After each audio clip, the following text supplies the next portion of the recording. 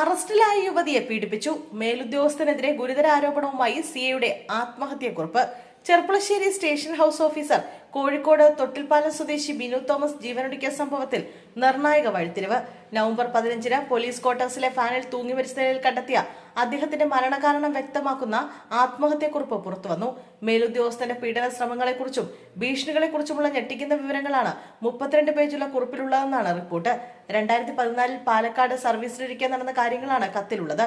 അന്ന് സിഐ ആയിരുന്ന ഉമേഷ് അനാശാസ്യത്തിന് പിടിയിലായ യുവതിയെ അവരുടെ വീട്ടിലെത്തി പീഡിപ്പിച്ചു എന്നാണ് കുറിപ്പിലെ പരാമർശം.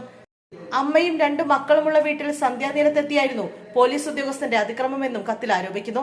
കേസ് പുറത്തറിയിക്കുമെന്നായിരുന്നു ഭീഷണി. പീഡിപ്പിക്കാൻ തന്നെയും നിർബന്ധിച്ചുവെന്ന് ആത്മഹത്യാക്കുറിപ്പിലുണ്ട്. നിലവിൽ കോഴിക്കോട് ഡിവൈഎസ്പിയാണ് ഉമേഷ്. മേലുദ്യോഗസ്ഥന്റെ ഇത്തരം പ്രവൃത്തികളും സമ്മർദ്ദങ്ങളുമാണ് കടുത്ത മാനസിക സമ്മർദ്ദത്തിലേക്ക് നയിച്ചതെന്നും ഇതാണ് ആത്മഹത്യക്ക് പിന്നിലെന്നും കുറിപ്പിൽ വ്യക്തമാക്കുന്നു.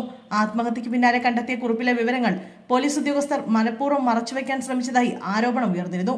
ആരോപണ വിധേയനായ ഡിവൈഎസ്പിയെ രക്ഷിക്കാൻ ശ്രമങ്ങൾ നടക്കുന്നതായും സൂചനയുണ്ട്. വിവരങ്ങൾ പൂഴ്ത്തിയെന്ന ആരോപണങ്ങൾക്കിടെയാണ് കുറിപ്പിലെ പ്രസക്ത ഭാഗങ്ങൾ മാധ്യമങ്ങൾക്ക് ലഭിച്ചത്. നവംബർ 15-നായിരുന്നു ബിനു തോമസിനെ ചെർപ്പുളശ്ശേരിയിലെ പോലീസ് ക്വാർട്ടേഴ്സിൽ തൂങ്ങിമരിച്ച നിലയിൽ കണ്ടെത്തിയത്.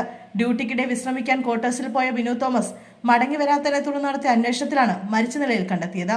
മൃതദേഹത്തിന്റെ സമീപത്ത് തന്നെ ആത്മഹത്യാക്കുറിപ്പും കണ്ടെത്തിയിരുന്നു.